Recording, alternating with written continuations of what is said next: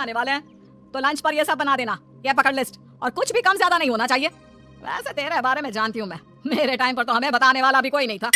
माँ जी कितने लोग आ रहे हैं ये तो लिखा नहीं है। खाना बच जाए तो दिक्कत, कम पड़ जाए तब तो दिक्कत ही दिक्कत है ना। क्यों?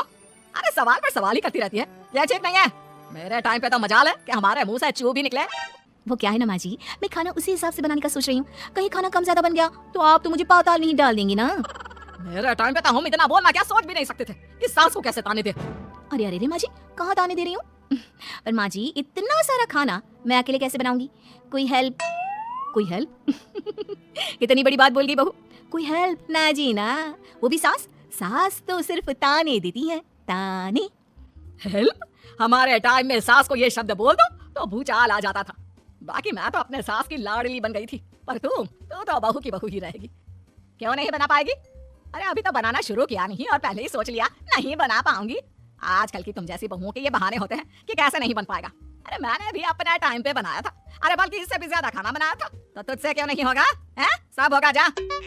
माँ जी मैं बना तो लूंगी, मैं बस इतना बोल रही हूँ कि अगर आप थोड़ी मेरी मदद कर देती तो। अरे अरे अरे शर्म नहीं आती तुम्हें अपनी सास से मदद मांगते हुए?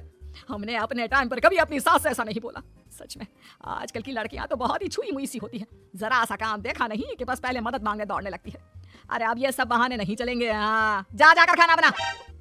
हमारे टाइम पर हम ये करते थे, हमारे टाइम पर हम वो करते थे। हाय रे ताने। फिर शाम को। अरे बहू कहाँ चले गए? मुझे ये सामान पकड़ा जरा। हमारे टाइम पर मजाल है कि हम सास के साथ खड़े ना हो। हाय रे क्या करूं? बस कोमल तैयार हो जा ताने खाने के लिए। काश इस औरत के समय में मैं होती तो देखती ये क्या क्या करती थी अपने टाइम पर। माँ जी यही हूँ, बस चिंटू को पढ़ाना था। अरे हमने भी बच्चे पढ़ाए हैं हमारे टाइम पर, चिंटू को बाद में पढ़ाना। जा पहले वो कर जो कहा है। बहू बेचारी क्या करती, बच्चे को छोड़ कर लग जाती है सास के साथ। हमारे टाइम पर ना फिर तो सास बोली जा रही थी और बहू सुनी जा रही थी। अगले रोज क्या हो गया चिंटू, क्यों रो रहा है? माँ कल कितना कहा था आपसे कि पढ़ा दो, लेकिन आपको तो मेरी पढ़ाई की कोई वैल्यू ही नहीं है। देखिए कितने कम नंबर आए। अरे कोई बात नहीं बेटा, फेल तो नहीं है ना। वाह बहू वाह, मेरे टाइम पर तो हमारे बच्चे के कम नंबर फेल ही कहलाते थे। ना पढ़ाती हो ना घर का काम करती हो। हमारे टाइम पर तो सास की इस बात पर इस बार बहू का पारा हाई हो जाता है। वो सोच लेती है कि अब तो वो पति से बात करके ही रहेगी। अगले दिन माँ जी सारी सफाई हो गई, मेरी कमर टूट रही है, मैं जरा सोने जा रही हूँ। सोना? अरे हमारे टाइम पर तो हम ये जानते भी नहीं थे कि आराम क्या होता है। पागल हो गई है क्या? रखा भी देख, उस कोने में देख, मुझे कितनी धूल दिख रही है। और बिस्तर के नीचे तो देख कितना काला पड़ा है। और पर्दों के पीछे खिड़की पर देख जाले लगे हुए हैं, वो कौन साफ करेगा? ऐसी सफाई होती है क्या? जा फिर से कर। मैं तो घर में एक दिन का गंदगी नहीं आने देती थी, लेकिन जब से तू आई है घर की हालत ही खस्ता कर दी है। अरे माँ तो तू कहाँ गई? तू भी तो यही है। वैसे माँ मैंने कभी तुझे सफाई करते नहीं देखा। जब से ये आई है न जाने आपने कौन सा सफाई का कीड़ा चला गया। हाय रे, हमारे टाइम पर तो पति कभी बीवी की तरफ से बोल दे तो समझो घर का बंटवारा। और यह घर तो मेरे ही नाम से है, तो बेटा निकल ले बीवी को लेकर।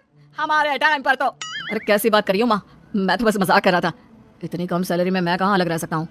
माँ जी प्लीज, मैंने अभी पूरा घर साफ किया है और इन जालों को झाड़ूंगी तो फिर से पूरी गंदगी हो जाएगी। फिर से सारे घर के झाड़ू? ना माँ जी ना। हमारे टाइम पर तो मैं दिन में 10 बार झाड़ू लगाती थी। हमने नहीं किया है क्या? मायके से कोई तो संस्कार लेकर आई होगी ना तू बहू, क्या कुछ भी नहीं? तभी पति आ जाता है। बहू पति की तरफ देखती है कि शायद वो उसे उसकी माँ के प्रकोप से बचा सके, लेकिन नहीं, उल्टा उस दिन की माँ की डांट की बात से तो पति के तेवर ही बदल जाते हैं। देखो माँ जो करती है करती रहो, माँ बड़ी है, जो कहती है सही तो कहती है। बस पति का ये कहना और बहू का पारा 7वें आसमान में। एक इनके भरोसे मैं सब सह रही थी, लेकिन आज तो इन्होंने मेरा ही साथ छोड़ दिया माँ के लिए। अब तो इन लोगों को सबक सिखाना ही होगा। फिर एक दिन, बहू ये कौन है और तुम्हारे साथ क्या कर रहा है? और ये हाथ, अरे हाथ छोड़ मेरी बहू का। कौन हो तुम? माँ जी वो कोई नहीं माँ जी, माफ कर दीजिए। बहू घबराने का नाटक करती है। अरे क्यों डर रही हो तुम? मैं हूं ना तुम्हारे साथ। आंटी जी मैं इसका बॉयफ्रेंड हूँ और मैं इससे मिलने आया हूँ। कोई समस्या? बोलिए। बोलेंगी क्या? यही कि इनके टाइम पर तो इन्होंने न जाने कितने ही बॉयफ्रेंड बना बना कर छोड़ दिए हैं। क्यों माँ जी, यही कहने जा रही थी ना आप? अब क्या था, सास की बोलती बंद। कैसे कहे कि उनके टाइम पर। बहू ये सब ठीक नहीं है। मेरे टाइम पर। हाँ आंटी जी क्या आपके टाइम पर क्या? जरा हमें भी बताइए ना। अरे हमारे टाइम पर बॉयफ्रेंड कुछ नहीं होता था। सास की आंखों की शर्म होती थी। अरे पति के अलावा किसी और से बात भी नहीं करते थे हम लोग। ये क्या चल रहा है बहू? चल क्या रहा है आंटी? ये तो परेशान है आपके घर में आकर। आप हर बात पर इसे सुनाती रहती है, ताने माने। अब इससे बर्दाश्त नहीं होते तो मैंने सोचा क्यों ना मैं इसे अपने ही घर ले जाऊं, कम से कम आराम से तो रहेगी। अरे हमारे वक्त में तो ऐसा नहीं होता था कि सास के ताने बर्दाश्त नहीं तो किसी और के साथ चली जाओ। अब नहीं होता तो नहीं होता माँ जी। मैं भी तो कल को अपनी बहू को कुछ अपने वक्त की सुनाऊंगी ना कि सास की ताने समझ में नहीं आ रहे थे अपने वक्त में, तो मैं अपने बॉयफ्रेंड के साथ चली गई। वाह, फिर तुम्हारी बहू को समझ में आएगा कि तुम कितनी मॉडर्न थी अपने वक्त में। अरे चुप, बिल्कुल चुप। क्या बकवास कर रहे हो तुम दोनों? तो क्या करे, पति को तो आपने घर की लालच दे रखी है, वो तो मेरे लिए बोलते नहीं, तो किसी के पास तो मैं रहूं ना शांति से, तभी पति आ जाता है। नहीं नहीं नहीं, दूसरा घर तो मैं ले सकता हूँ, लेकिन दूसरी बीवी नहीं। माँ वो कितने ताने सहेगी? मुझे मेरी गलती का एहसास हो गया है। चलो हम कहीं और रहेंगे। अरे नहीं नहीं, हमारे जमाने में। फिर माँ जी? मतलब मैं कैसे रहूंगी तुम लोगों के बिना? बहू मुझे माफ कर दे। ओके, कर दिया माफ। अच्छा ये तो बताओ कि ये लड़का कौन है? मैं इसकी मौसी का बेटा हूँ, मिलने आया था। अच्छा दीदी, बाय। समधी की शादी। इस कहानी की हीरोइन गंगा है, जो अपनी समधन की मौत के बाद अपने समधी के अकेलेपन को समझते हुए समधी की दूसरी शादी करवाती है, लेकिन उसकी बहू इस बात से बिल्कुल खुश नहीं होती। मुझे लगता है आपको शादी कर ही लेनी चाहिए। आपकी इस उम्र में ख्याल रखने वाला भी तो कोई होना चाहिए ना। वैसे भी आपकी इकलौती बेटी थी, वो भी हम ले गए। अरे इस उम्र में शादी, लोग क्या सोचेंगे और कैसे कैसे बातें बनाएंगे कि जिस उम्र में इसे अपने पोते पोते को गोद में खिलाना चाहिए, उस उम्र में ये शादी कर रहा है। ऊपर से नव्या क्या सोचेगी मेरे बारे में कि माँ को गए हुए 1 साल भी नहीं हुआ और पापा ने दूसरी शादी कर ली।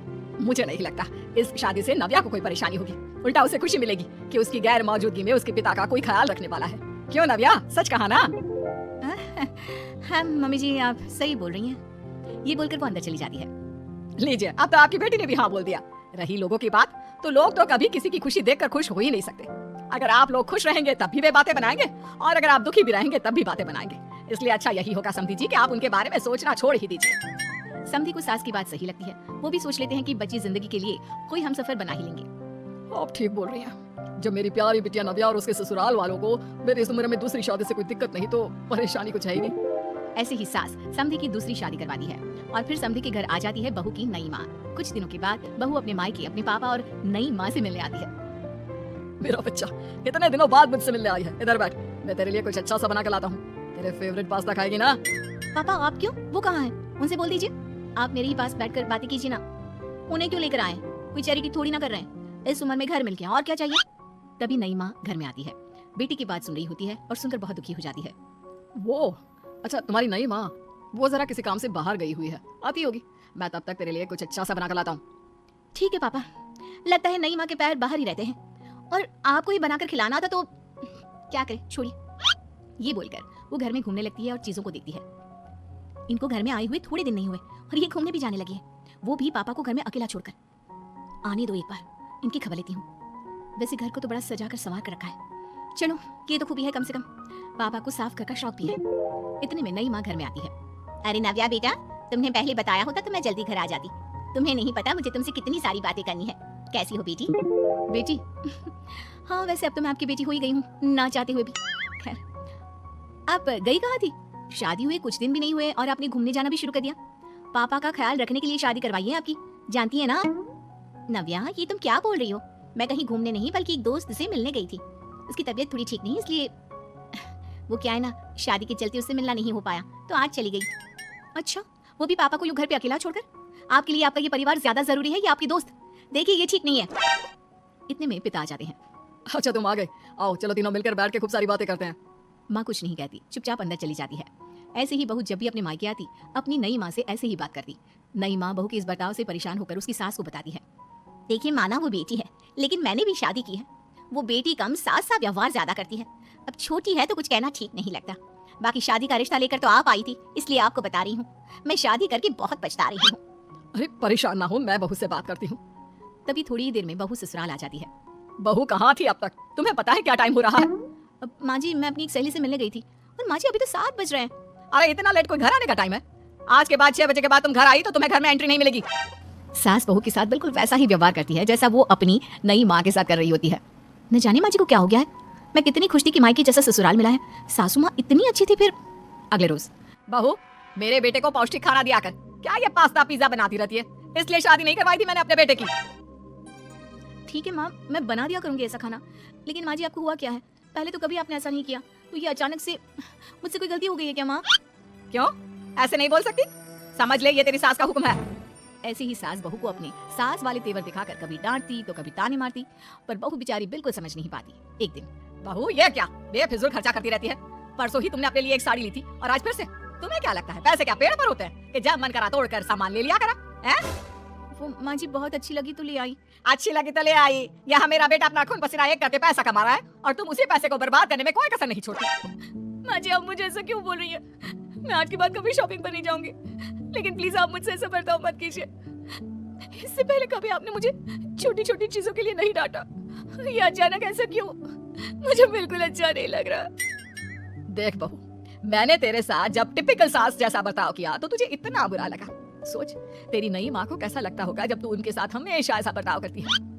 तो माँ जी आपने इतना सब कुछ बस इसलिए किया? आप मुझसे नाराज नहीं हो, गुस्सा नहीं हो? नहीं बहू, मैं तुझसे गुस्सा क्यों होंगी? मैं तो तुझे बस इतना समझाना चाहती हूँ कि अपनी नई माँ से सास जैसा बर्ताव करना बंद कर दे। उनको बिल्कुल अच्छा नहीं लगता। वो तेरे पास आना चाहती है, तुझे समझना चाहती है, वो सच में तेरी माँ बनना चाहती है। तो उनके साथ सास जैसा बर्ताव बंद कर और एक अच्छी बेटी बन। अब बहू को सास की बात समझ में आती है और वो बहू जैसा बर्ताव करती है।